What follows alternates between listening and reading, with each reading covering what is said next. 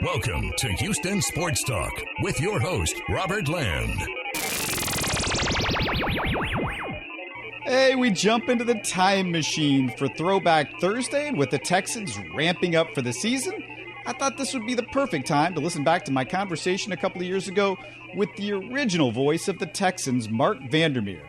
He's one of the good guys in the business, and there's no voice more associated with Texan football than Marc Vandermeer.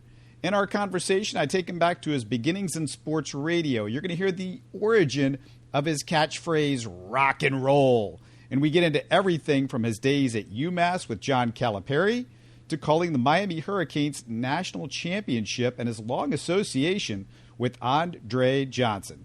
Vandermeer even tells us of a time when he thought about leaving the Texans for greener pastures. You're going to want to hear that story too. Well, without further ado, let's jump into the time machine and catch up with Marc Vandermeer. The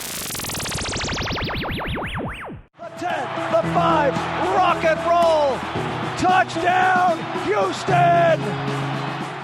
Well, it's only fitting that we're here underneath the bowels of the NRG Stadium in the media room. We've got the Texans photos all around us up on the wall. I'm here with Marc Vandermeer. I say it's fitting because 15 years now you've been the voice of the I mean, it's amazing how, it seems like time flies by because I remember that very first year when you started this. Yeah, it seems like it was about 2 years ago, but it's 15 years ago. And it's funny because for me, all the different places I've worked, obviously I've been here the longest. And when it started to get around 5, 6, 7 years, it just seemed like it was all one big,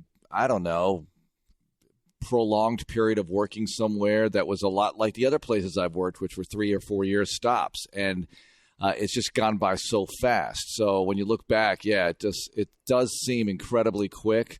But then you look at all the games and all the history, and there's a lot that's taken place. And I hope, a lot more for me.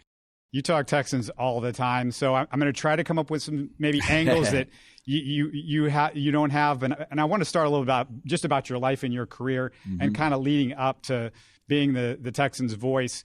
Vanderkid. Let's talk about Vanderkid. Yeah. Young Marc Vandermeer. What was he like? Was he a big football fan? Me? I thought you meant my actual kid. No. I'm talking about the little Marc Vandermeer. Yeah, that's all right. So I was not a sports fan as a kid. And I haven't talked about this much, but I have a little bit. I grew up wanting to be a rock star, playing guitar, writing songs. Really put all my time and passion into that in high school early on, and continued to do so. And then in college is where I really caught fire with sports. In high school, honestly, I couldn't even tell you who was in the playoffs.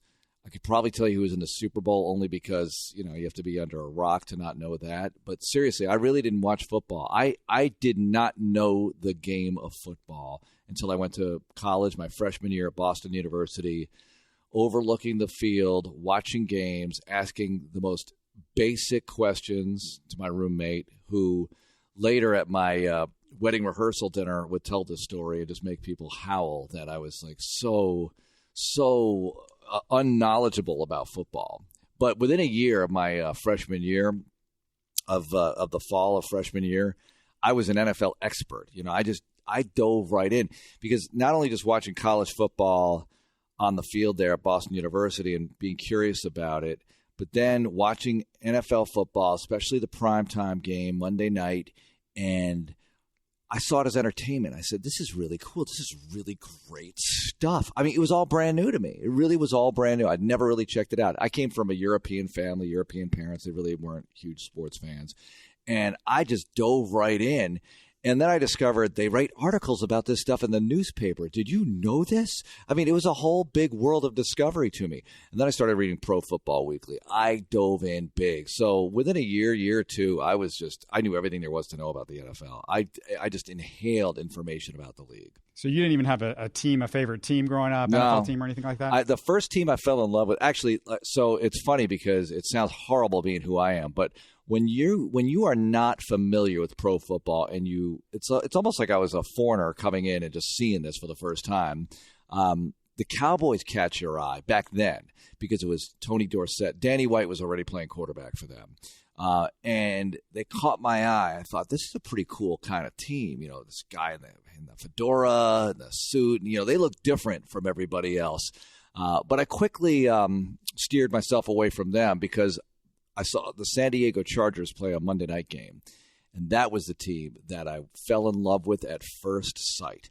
Dan Fouts, the San Diego Chargers Air Coryell attack with Chuck Muncie running the ball and James Brooks out of the backfield and Wes Chandler catching passes. John Jefferson was already gone. Kellen Winslow, Charlie Joyner. Those players just caught my eye, and I fell deeply in love with the Chargers. I'd never even been to San Diego. Fouts to me was different because he was kind of clunky looking, the way he backpedaled.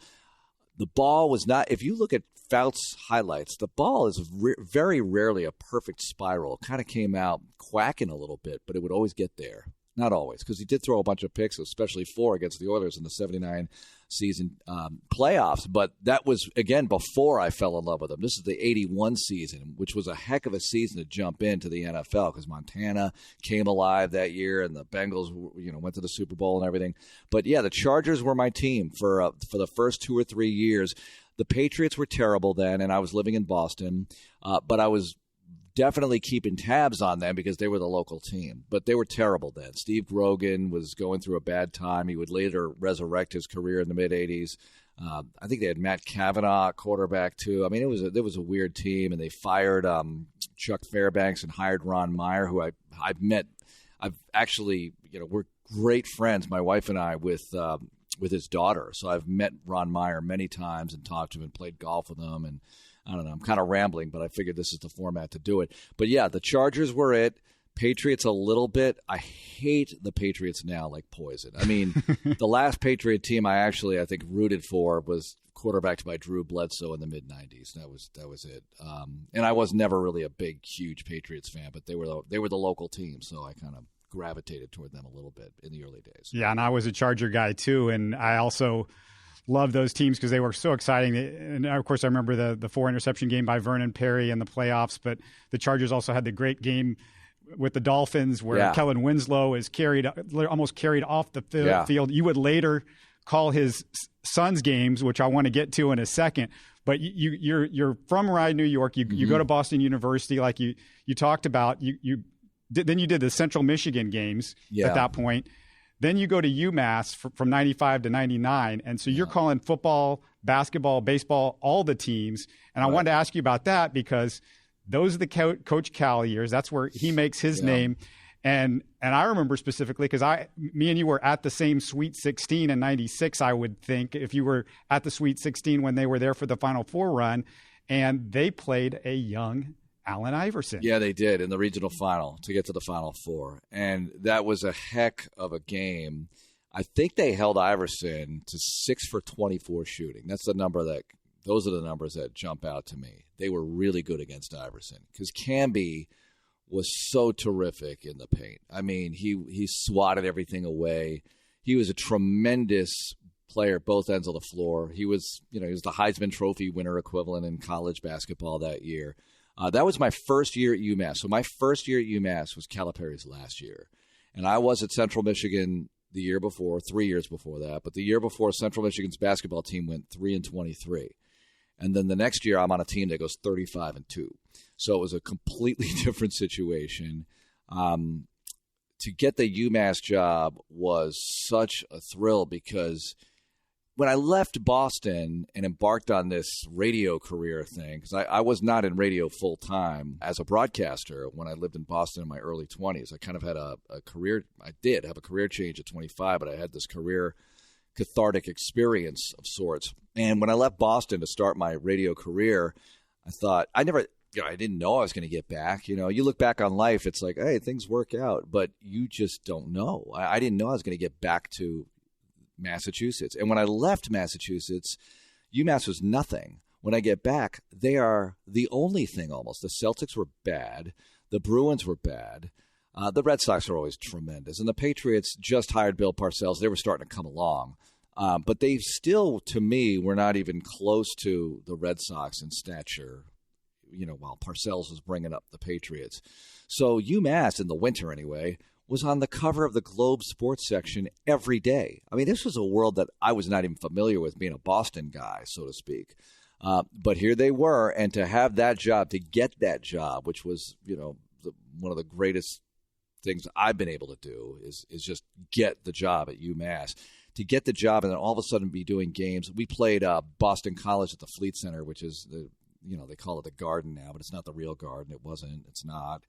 The real Garden is the real Garden. They tore it down. Anyway, but we played Boston College there, and it was like the Red River Shootout. It was half and half. It was half Boston College, half UMass. Building was packed. It was an amazing game on WBZ in Boston, this blowtorch station that reaches 30 states. It was like it blew my mind to be part of that. I felt like I could not possibly make it any bigger than that. It was so thrilling to participate. And I still have, when we go play the Patriots and I'm in the press box, people come up to me and talk about UMass.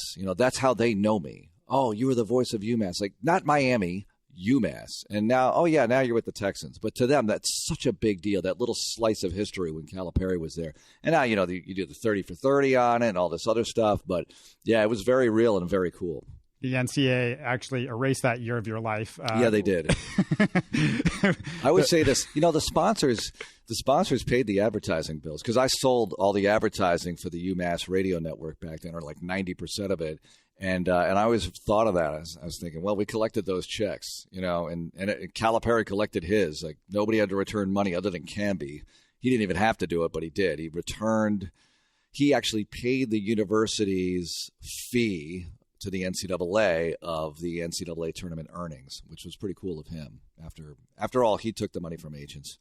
Last thing I knew, Marcus Camby was running a haircut place out in Pearland, so he's around here. You guys are in the same place. I know. Again. And you know what? I don't even know if he would know who I was, because I was there that one year and we met, but it was that year we had all this national media around, all this Boston media around, and I was brand new. I barely got to see him. I don't even know if I ever actually formally interviewed him. I mean, Calipari and I, obviously we go back, but that was a very strange year and a lot of pressure on him. He handled it.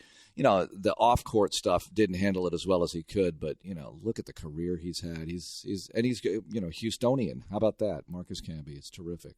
Your charmed career continues because you walk over to the Miami Hurricanes. 2001 national championship team, 38 players would end up being selected in the NFL draft. I read at last count, as of 2013, they had a combined 43 trips to the Super Bowl between all of those guys. Wow. The names, I'm going to rattle them off. Clinton Portis. We talked about Kellen Winslow, Sean Taylor, Frank Gore, Willis McGahee, Bryant McKinney, Antrell Roll, Jonathan Vilma. And to my count, 6 of those guys eventually had a stint here with the Texans: Phillip Buchanan, Rashad Butler, Chris Myers, and then the last 3 should all be future Hall of Famers, I'm thinking, and Vince Wilfork, Ed Reed, and Andre Johnson. Was it obvious you were witnessing something really special going on right there? Yes. I don't think as special when you go over the NFL effect. I don't think as special as it would eventually become. We knew it was special, but we didn't know it was that special. We knew there was a lot of talent there. And I got that job. I mean, there's a whole other, sub-topic here in the way I got these jobs. I got the UMass job. There was no job, and I was able to get a job because I pitched them a position. I said, I'll do your advertising sales, and I'll do the broadcasting. I'll do both. And they created the position for me.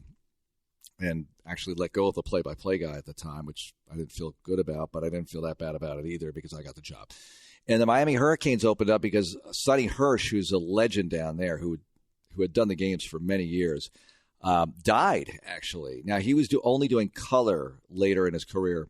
They switched stations, and I found out from a friend of mine, Bill Roth, who was the voice of Virginia Tech for many years, that job was open. So I decided I was going to go down and pursue that job with a vengeance. And, I tell the story a lot to people because, it shows you what it takes to get gigs in this business. Very hard, and people ask me all the time, well, what do I do? Well, at the time, we didn't have email of links. Email existed, but this is the late 90s. You didn't email links of your work. You sent CDs and DVDs still, DVDs if you're in TV. I must have sent CDs to, 15 different people within the university and the radio station separately, which costs money, but you have to go all out if you want a gig like that. I had no shot to get that job. And I eventually got the program director of the station on the phone, and I said, I'm coming down to Miami anyway. Will you meet with me? He said, all right. And I was coming down to Miami anyway, but I backed my dates up so I could spend some time pursuing this job. So I met with him, and he said, well, the athletic director and the general manager, they really all have the most input in this position. So I went down to University of Miami, and I waited outside Paul D's office. He was the AD, until he came out to see me. I said, I just want to shake his hand, and I shook his hand, and I met him, and that's all that was, But now I know that he knows who I am. I'm not some axe murderer. I'm a guy who wants the job, and I appealed to him that way, and he remembered me later. And the general manager, I literally stalked him in the parking lot, coming into work, the general manager of the radio station. So I did all I could do to try to get that gig early. They asked me for more tape, and I gave it to them. And eventually I found out I got the job from a local newspaper columnist who called me. And he said, I think you got this gig. Like, as crazy as that sounds, because it was going to go to a local guy. And so I get the job. I bring this up because I want to tell other people that these jobs are freaking impossible to get, the University of Miami. And they were back on the rise then, Butch Davis and everything. So I get the gig, and I go down there, and it's August already. This is late. And my first day there, they're scrimmaging. And Andre Johnson is on the field, and he looks absolutely amazing. And I said, who's that guy? Number 5. That's what he wore in college. They said, oh, that's the next Michael Irvin, but they're going to redshirt him. Thinking, why? I said, because we got other players. And they had Santana Moss, they had Reggie Wayne, they had Darryl Jones, who played in the NFL, they had Andre King, who played in the NFL. Those are lesser-known names, the last two guys, but Reggie Wayne and Santana Moss were in front of him. So Andre Johnson redshirted his freshman year. Redshirted. Can you imagine that? They had talent up and down the roster, up and down the field, and they knew it. They knew they had a lot of talent, but I don't think they knew. And that team had Bubba Franks, who had played in the NFL. That team had a bunch of other guys, Nate Washington. They had a lot of players who would eventually make it to the league. And you mentioned some of the numbers. That 99 team ended up losing 3 or 4 games. I think it was 4 games all told. Yeah, they had a 3-game losing streak early. They lost to Virginia Tech late, Michael Vick up there. And they were so disappointed. I was thinking, man, like a winning season, this is great. I'd come from UMass where it was Division I AA and, football wasn't king there. And Central Michigan before that, football was king there, but how big a king? But they said, you don't understand. Here it's all about championships. And they were right. The next year we lost to Washington early. They lost to Washington early, but they wouldn't lose again for another 2.5, 3 years, And in 2001 they won the national championship. And there's something about being with the Hurricanes. When you get off the bus with the Hurricanes, it's very much a villainous situation. You are the villain. You are the adversary. You are the antagonist. There's no doubt about it. Every team that you play in this world, yeah, of course, when you're the opponent going into their gym, their building, you're going to be that way. But it's extra special with Miami. And even in our league in the Big East, especially in basketball, I really liked Hurricanes basketball because I had a great, deep appreciation for basketball, obviously. But Miami in the Big East with Leonard Hamilton coaching them, he's at Florida State now, were really good. And the first year I was there, they won a share of the Big East regular season title and went to the Sweet 16, their best season ever. And it was phenomenal. That might be my favorite season I've ever been a part of, just that team, that season, because going to places like UConn and Providence and just kick their butts. And the Big East hated Miami. They just needed Miami for football. Basketball, Big East, blue bloods. And I know I've seen the 30 for 30. They're not really basketball blue bloods because they were an up-and-comer. But, by now, 20 years later, they're the league. And they hated that Miami was doing well. They couldn't stand it. But it was a good time. It was fun to be there. Well, I don't know if you're having Andre Johnson withdrawals, but, you spent the last 2 decades calling his games. When he gets into Canton, it's going to be a little bit of a Marc Vandermeer tribute when they show his highlights. That's got to be a day that you're really looking forward to. You've had to think about that a little bit. That's I never even thought of that when they show his highlights going into Canton, that I'll be on the call a lot because I've seen a lot of highlights lately with him signing to retire as a Texan, and a lot of those calls being played, and it's very flattering. It's wonderful to be a part of that. I mean, that's a great thing about the NFL. They really respect the radio announcer's call, I think much more than other leagues, other teams, which is understandable because in the NBA and Major League Baseball, the TV play-by-play guys are team guys, and those are home calls. You want the home calls because they're going to get more excited with great things happening to the player.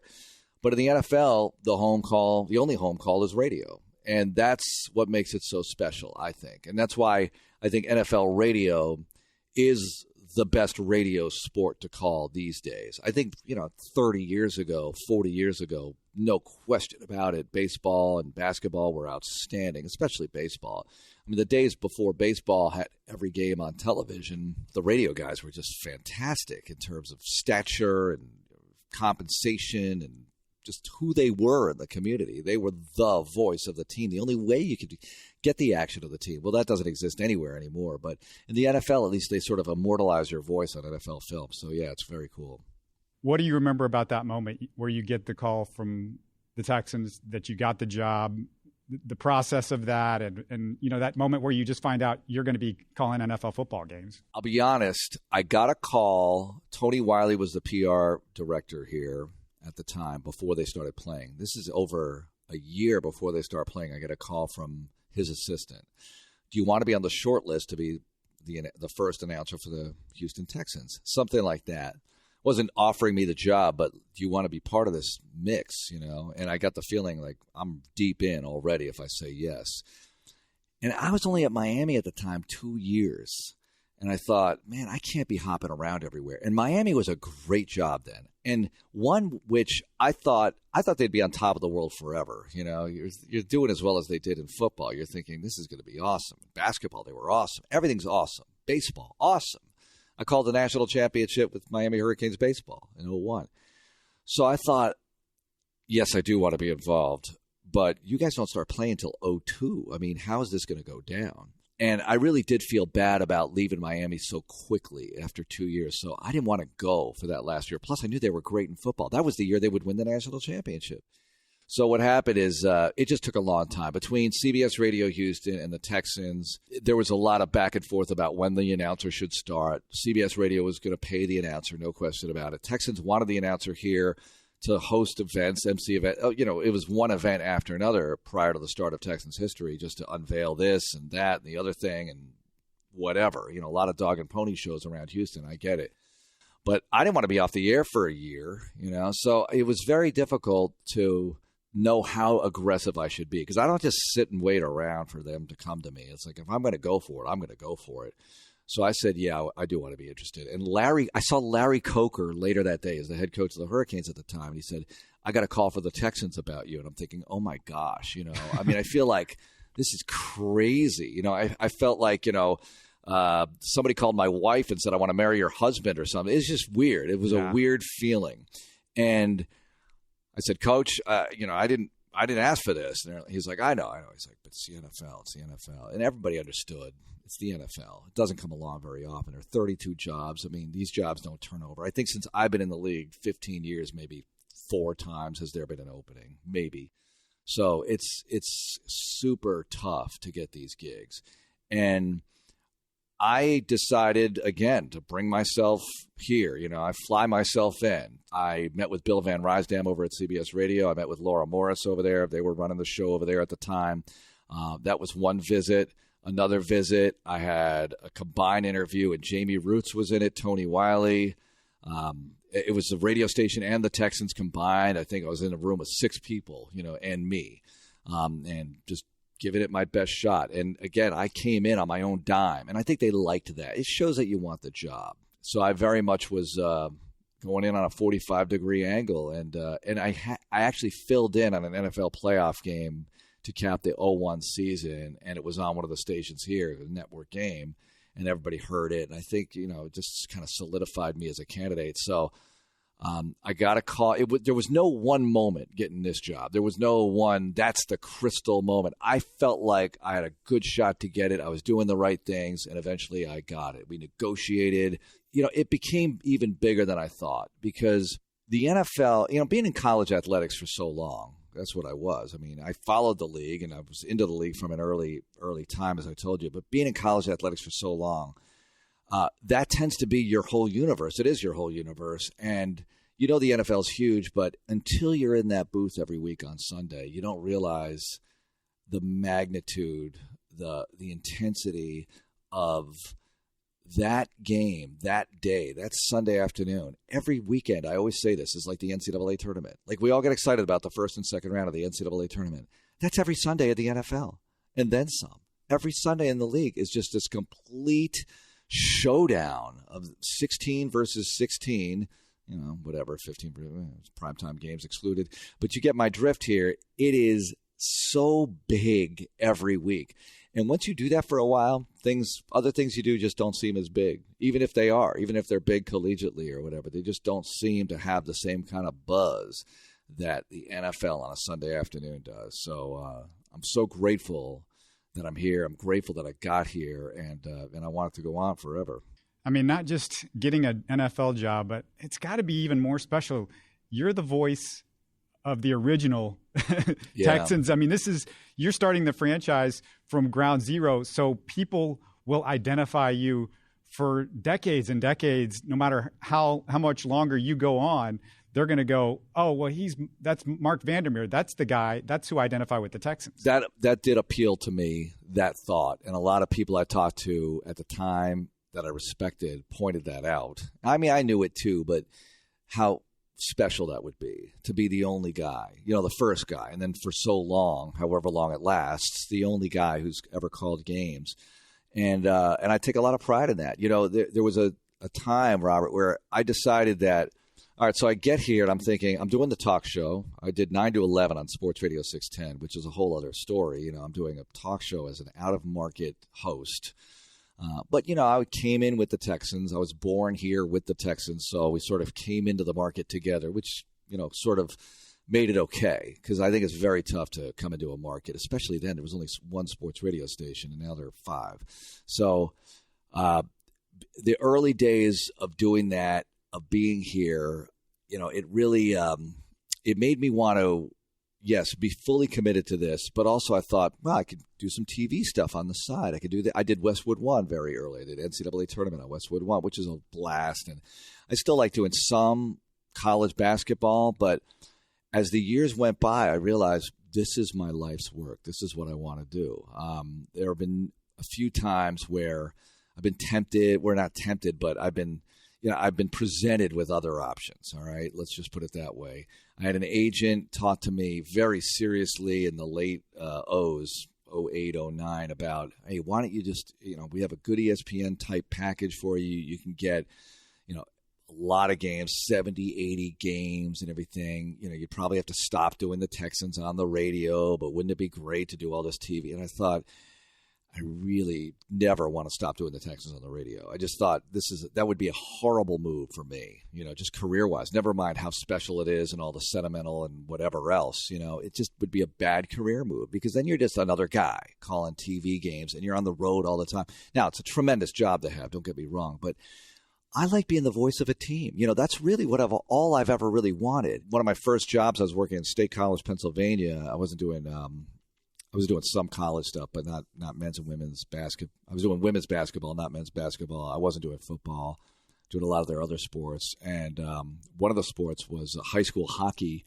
And I was at the Igloo in Pittsburgh, and we did an afternoon playoff game. Then later that night, I saw Mike Lang setting up for a Penguins game. Mike Lang's a famous voice of the Penguins, and I'm watching Mike Lang set up, and it's not like I think Mike Lang is the best play-by-play guy ever, but for some reason at that moment I thought, he's the voice of this thing. He is the Penguins. I want to be that guy for a team. I think that is the thing to be. And I always loved Johnny Most. I loved Chick Hearn. Ernie Harwell. All these guys who are really identified, like you were saying, with the team. I want to be that. What could be better than that? Unless you're Al Michaels or Mike Tirico, maybe even Mike Tirico doesn't have it, but unless you're one of those type play-by-play announcers, why not be the voice of a team and always be top in the community, one of those people who's strongly identified with the team. You live and die with the wins and losses. I mean, the losses are really excruciating, but it makes the wins that much sweeter. Why not do it that way? And it was in the late O's where I finally decided, you know what, forget about it, all the rest of my life, just make this my life, and really and I was never looking to get out, but I was always looking to add to it, and all I really needed to add to it over time was, the job I have now as vice president of broadcasting. And, obviously that's a big deal, but just embrace it and love being the voice of this team and not worry about the rest of it. As long as I can make it, why not? Your 3 favorite moments. I'm going to put you on the spot here as a broadcaster for the Texans, as the voice of the Texans, whether it's a play or a game. I'll let you put whatever category you want to put into. I'm going to guess that maybe the first thing out of your mouth will be first game, Dallas Cowboys, winning that game right off the bat. See, sometimes my moments are not their moments. You know what I mean? Yeah. That game was incredible. The last football game I called before that was the national championship with Miami beating Nebraska. So the next meaningful game, we had preseason games, but the next meaningful game was this, Texans against the Cowboys. And I mean, there's no comparison to me what was bigger. As big as the national championship game was, Texans and Cowboys, and being in this city and feeling that vibe of the frustration being lifted off, people without professional football for 5 years, and are we ever going to get it again? And, our team moved, and now we have this new team, and they're beating the Cowboys. I mean, you can't top it in so many ways that I just described. David Carr to Billy Miller, the first touchdown in Texans history. And I thought for years that our biggest challenge was going to be replacing that as the biggest win in the history of the franchise. I mean, how do you replace that? And you need to replace it because you need to win championships, And I think we did replace it because winning the Bengals game on the road in 11 to get to the playoffs for the first time was so special. But it was a road game. We didn't get to do it in front of our fans and all that.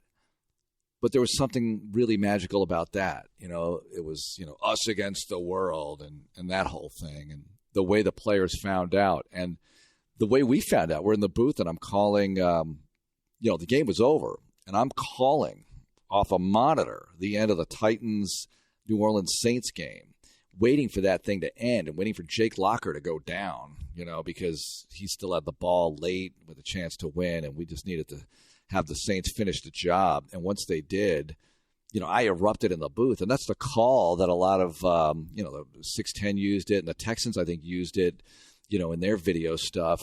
That was the call. It was actually, you don't hear me saying the Titans lose, but you hear me saying the Texans win the AFC South because that was the moment it happened, So little things like that in the booth, the little subtleties, being with the guys during those moments, Green Bay in 2008 with Chris Brown winning it on a 40-yard field goal at the buzzer.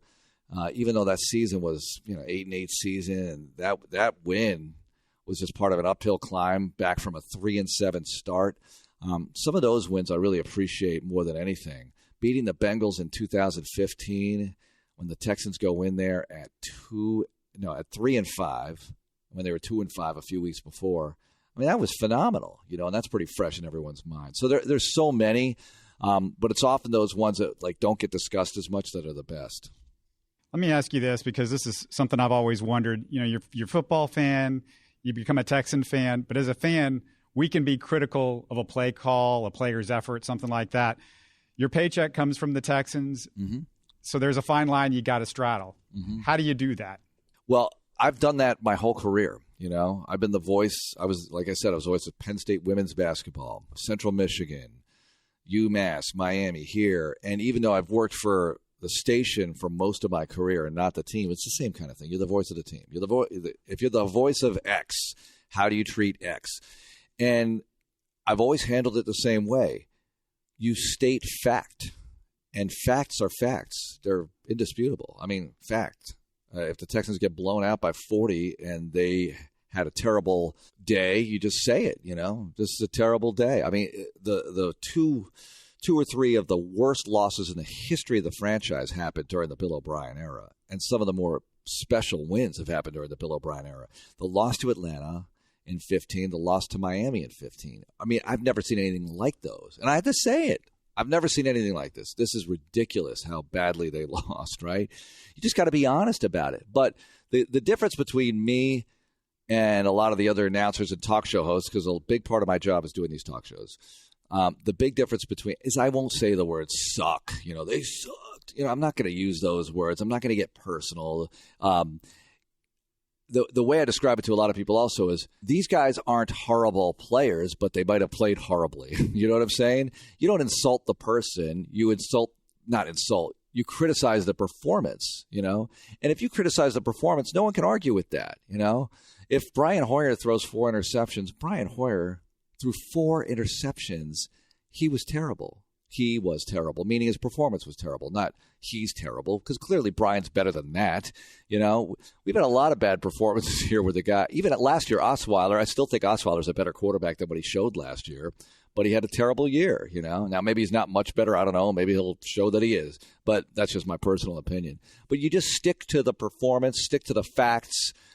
Don't get insulting. You know, a lot of these guys, they just start punching around and dragging people's names through the mud. And very often they're wrong. It's almost like this, Robert. Like I could say the franchise should be relocated. Everybody should be fired. You know, it doesn't matter what I say. They're still going to call me a homer. I'm the voice of the Texans. I could say the most critical thing ever. It's not going to matter. It's not going to change that part of the reputation to some. What I try to be is entertaining, informative, try to keep it light. It's sports. My gosh, you know, this is entertainment, really. That's what it is. And I know it's serious because we want them to win badly. And believe me, I want them to win so bad. And I will criticize, be critical. But I'll also look at things from their point of view. What's their side of the story? Why did they do what they did? Why did O'Brien go for it up 4th down? Why did Rick Smith draft this guy? You know, whatever. Present their side of things, because that is part of my job, getting a paycheck. And somebody else also said this to me once about people who do what I do. There's got to be a thin membrane between you and the team. As close as you are to the team, you're still not the team. I don't say we. I'll say we more in this context or on a talk show. Yeah, remember when we went to so-and-so and we, you know, I might say it like that. On the play-by-play, I will not say we. You know, I will not say we in terms of me and the team. I won't do it. You know, I might say to Andre, man, we've been through a few too many of these or something, but we don't. You know, we don't go we a lot in terms of we got the ball at the 20-yard line. I do not do that because I still think you have to sort of keep it a little bit separate. And a lot of that criticism has got to be Andre's because he's the analyst. What has it been like to work with him? And I feel like having Andre for you had to be a huge benefit because you come in as the outsider, and here's Andre with already the credibility with people in Houston from his days at the University of Houston, and he's a local product too. Yeah, that's big. I mean, Andre's an icon. You know, he's a legend. You win the Heisman Trophy, especially the way he won it in a year where they couldn't get on television. I mean, that's fantastic. The guy's amazing. I have nothing but respect for him. He's got a heart of gold. He's really good at what he does. I think that, and I've analyzed this a lot, I think we have a good sound together. We complement each other well. There's something about the way we fit together. It's chemistry. It's hard to define, as it always is. I've listened to playback, and I think we just have a good sound together. It just sounds good, us being together in the booth. It sounds right. Because I really do believe radio, audio, it's a medium where, you know, how you sound is important. You know, I sometimes say to people, having a good voice on the radio is like being good looking on television. You know, it's just one of those things. It's helpful. It's not the be all end all, but it's certainly helpful. As far as Andre's ability, I mean, he's tremendous because he prepares. He puts the work in. He saw from an early time in this profession that you got to do the work. You know, he talked to the right people. He took the advice, you know, and a lot of people ask his advice. A lot of former athletes ask Andre's advice and he'll give it to them. And a lot of them don't follow it. They just, they either don't want to do it or whatever. It's like a lot of things in life. You know, some people do the work, some people don't. He puts in the work, and he's really easy to work with, and that's key. You know, he doesn't step on my calls, which, you know, hey, it's all about me. I got to be heard. But, you know, he understands the balance, the nuances of being in the booth. And, you know, I did the morning show with him for 2 years on Sports Radio 610. I think that helped us so much.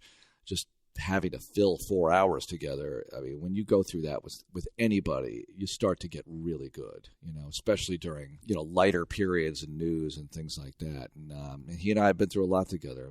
We're going to continue to do so.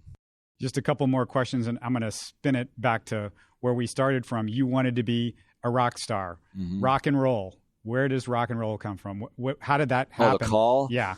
Well, first of all, anybody who's listening who cares, I don't say it all the time. I don't know. Maybe I said it 6 or 7 times all last year. The year before, I think I said it like 3 times. My wife is saying, you got to say it more. I only say it for longer or bigger touchdowns. I didn't say it for the first touchdown in team history because I knew that had to be a Texans call and, not about me. Not that it's about me anyway, but I throw rock and roll in there from time to time. People think it's there all the time because they hear it in promos and we use it in the show intros and they're like, oh, he's the guy who always says rock and roll. And the reason I say that as a disclaimer is because I know that some people don't like it. But when I interviewed for the job, I said I could drop that. It was in my demo tape with the Hurricanes. I said rock and roll. I said I could drop it. They're like, no, keep it. So, all right, here it is. It's, it's really cool. People have made T-shirts and stuff, whatever. And I know it's not for everybody. That's why I don't say it all the time. Anyway, it started at Central Michigan. It's a basketball thing. I used to say it for dunks. It's a really cool thing to say in a basketball broadcast. And then I thought, I wonder if I could do this with football. And then I started doing it. We had this great year at Central in '94 where we won the Mid-American Conference. And back then, only one team from that conference went to a bowl. So it was huge to win the league. So you didn't plan it out when you started it? No, it just sort of happened. Like I used to say in cue to my producer, like, "Are we ready to rock? Are everybody ready? Like, let's get." I was getting myself fired up, and the guys running the board in the studio, like, "Are you ready to rock?" "Yeah, I'm ready to rock. I'm over here with like a soda in my underwear. I'm ready to rock." Anyway, but it's like ready to rock, and rock became part of the vernacular, and I just one day said rock and roll after a dunk. I'm like, that was all right, So I just started doing it. Thanks so much, Marc, for doing this. I really appreciate you taking the time. Hey, thanks a lot. My pleasure. Such a blast to catch up with Marc Vandermeer. I hope you enjoyed my Throwback Thursday this week. Don't forget to go back into our archives and find more classic Throwback Thursday interviews. We do this all the time. It's a fun way to catch up with everything that we've done in Houston sports talk history. It's over. The Texans have done it. They have beaten the Dallas Cowboys on opening night in team history. An historic night as the Houston Texans debut with a blast. You're listening to Houston Sports Talk. Don't forget to follow Houston Sports Talk on Facebook and Twitter. Subscribe to us on iTunes, Spotify, the Google Podcast app, or the Stitcher app. You can support us by giving us a 5-star review on iTunes or by telling your friends about us. Spread the word, everybody. Thanks for listening.